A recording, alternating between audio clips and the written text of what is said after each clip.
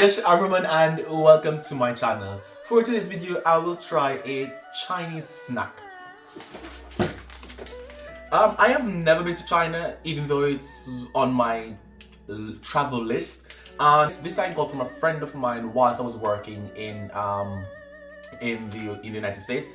So he was my colleague, and he's Chinese, of course, and he gifted me this because he knew that I was leaving.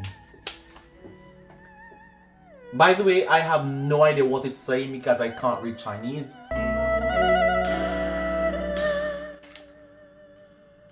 Oh wow, it smells really sweet. It reminds me of seeds like flaxseed, sunflower seeds with maybe peanuts and caramel. It smells really sweet. Oh, it breaks so easily, wow.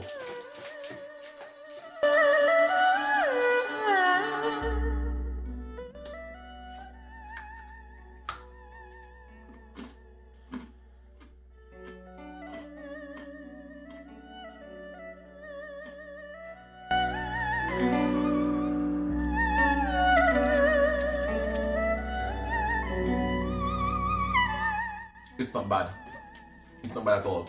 So here there's some English. It says ingredients are peanuts, soy, tree nuts, and milk.